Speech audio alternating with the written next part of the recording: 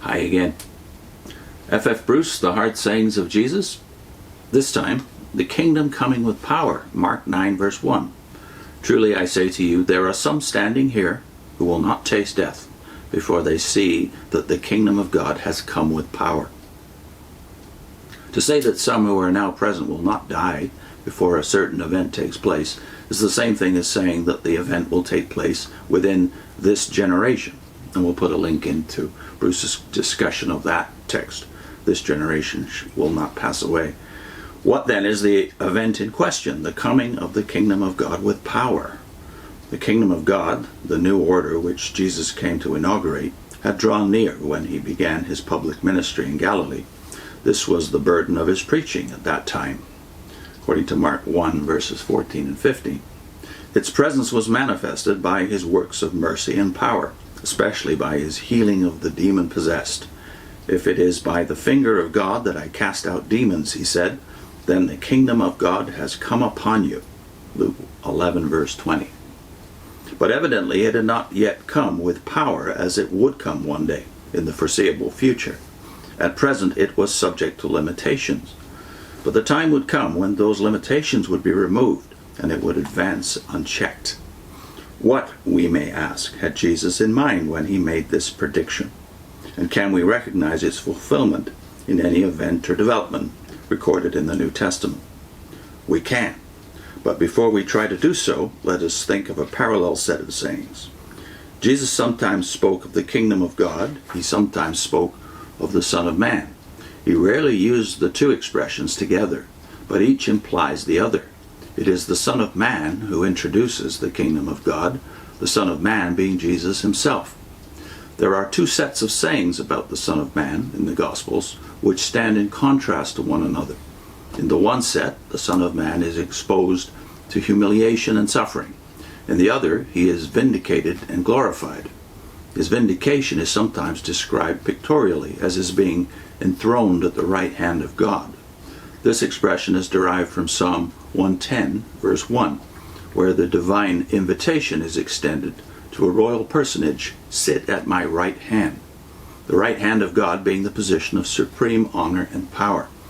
Thus, standing before his judges on the point of receiving the death sentence from them, Jesus assures them that from now on the Son of Man shall be seated at the right hand of the power of God. That's Luke 22 verse 69. His death marked the end of his humiliation and suffering, and with his resurrection ushered in his vindication. As a later Christian confession put it, he was manifested in the flesh, vindicated in the spirit. That's 1 Timothy 3:16. And this transition from the Son of Man's humiliation to his vindication corresponds exactly to the transition from the kingdom of God, subject to temporary limitations, to the kingdom of God now present with power. The same phrase, with power or in power, is used by Paul when he speaks of Jesus as descended from David according to the flesh, but designated Son of God in power according to the Spirit of holiness by his resurrection from the dead. That is Romans 1, 3 and 4. In the death and exaltation of Jesus, in the coming of the Spirit on the day of Pentecost following, some of those who were witnesses of his mighty works in Galilee and elsewhere saw the power of the kingdom of God manifested on a scale unmatched during his ministry. Within a few weeks, the number of his followers multiplied tenfold. His kingdom was visibly on the march. This, at any rate, is an interpretation of his saying about the kingdom of God having come with power, which makes it intelligible to us. Whether or not this interpretation coincides with his intention when he spoke in this way is a question to which it is best not to give a dogmatic answer. The three evangelists who record the saying in varying terms go on immediately to describe Jesus' transfiguration, as though that event bore some relation to the saying. It cannot be said that the transfiguration was the event which Jesus said would come within the lifetime of some of his hearers.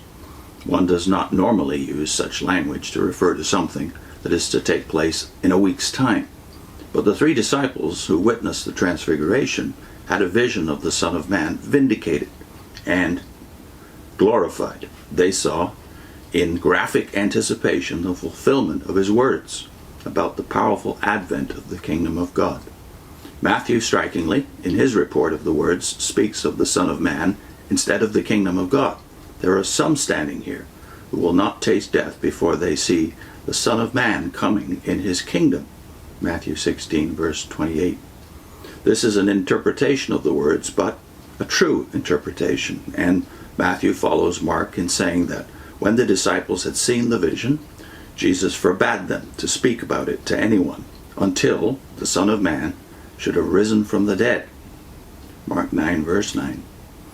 His rising from the dead would inaugurate the reality which they had seen in vision on the Mount of Transfiguration, and would at the same time herald the coming of the kingdom with power. One final point. The coming of the kingdom of God is essentially the coming of God himself. In the Targum, the Aramaic rendering of the Hebrew Bible used in synagogue services, the wording at the end of Isaiah 40, verse 9, is changed from "Behold your God" to "The kingdom of your God is revealed." The documentary evidence for this rendering is much later than the New Testament period, but it reflects rabbinical usage. When the God of Israel overruled the course of events so as to bring his people home from exile, it might be said that his sovereign power, his kingdom, was manifested. But what the prophet said was more direct. "Behold your God."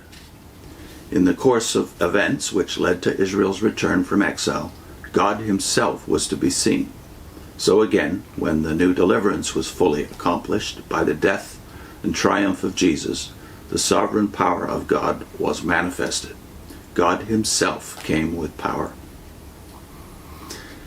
I'll put a link into Bruce's discussion of "This Generation Shall Not Pass Away."